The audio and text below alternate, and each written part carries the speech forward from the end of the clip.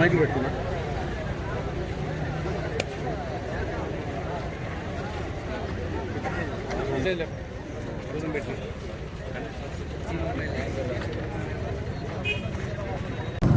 మాకు సార్, నా పేరు అశ్వత్ రెడ్డి.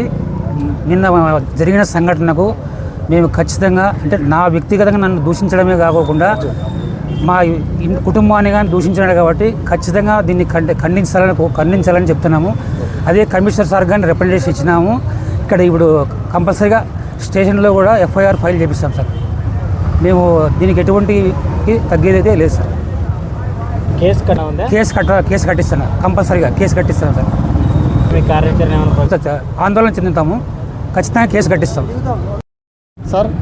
సచివాలయ ఉద్యోగులు నిన్న జరిగిన చాలా దురదృష్టమైన సంఘటనకి మేమంతా ఆందోళన చెందుతున్నాం. మేము సజావుగా మా విధులు నిర్వర్తించాలంటే ఇలాంటి భయభ్రాంతులు గురి చేసే పరిస్థితుల్లో మేము ఏమాత్రం సజావుగా మా విధులు నిర్వర్తించలేము. అందుకనే సచివాలయ ఉద్యోగులంతా, నగరపాలక సంస్థల ఉద్యోగులందరూ కలిసి ఈరోజు 2 పోలీస్ స్టేషన్ రావడం జరిగింది. సిఐసార్ గారి సమక్షంలో సార్ మాకు ఇలా అన్యాయం జరిగిందని చెప్పడం జరిగింది.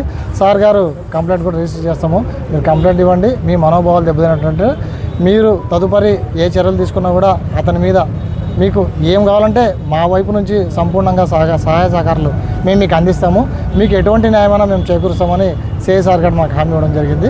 ఈ తదుపరి కూడా వాళ్ళు ఏవైతే మనకైతే సార్ గారు చెప్పారో అదేవిధంగా ఉద్యోగులందరికీ న్యాయం జరిగే విధంగా మేము కేసు పెట్టే దాని గురించి ఆలోచించి సార్ గారు 10 minutes వెయిట్ చేయమన్నారు. కేసు పెట్టడానికి ఉద్యోగులందరూ నిర్ణయించడం జరిగింది. ఆంధ్రప్రదేశ్ ప్రభుత్వ ఉద్యోగుల సంఘం అధ్యక్షుడిని. నిన్నటి రోజున ఒక నాయకుడు సచివాలయ ఉద్యోగుల నుంచి పరుష జాలము, అన్పార్లమెంటరీ వర్డ్స్ యూజ్ చేయడం వల్ల నిన్నటి రోజున సచివాలయం ఉద్యోగులందరూ కూడా ఆందోళన చేపట్టడం జరిగింది.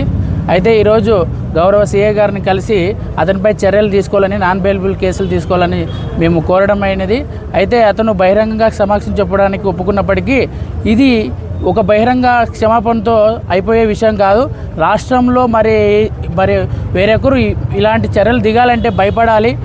ఇది మళ్ళీ పునరావృతం కాకూడదనే ఉద్దేశంతో మా సోదరుడు ఒక గట్టి నిర్ణయం తీసుకొని కేసు పెట్టి ఇలాంటివి మళ్ళీ పునరావృతం కాకుండా ఉండాలనే ఉద్దేశంతో కేసు పెట్టడానికి ఒప్పుకున్నారు. కాబట్టి అతనిపై చర్యలు తీసుకోవాలి.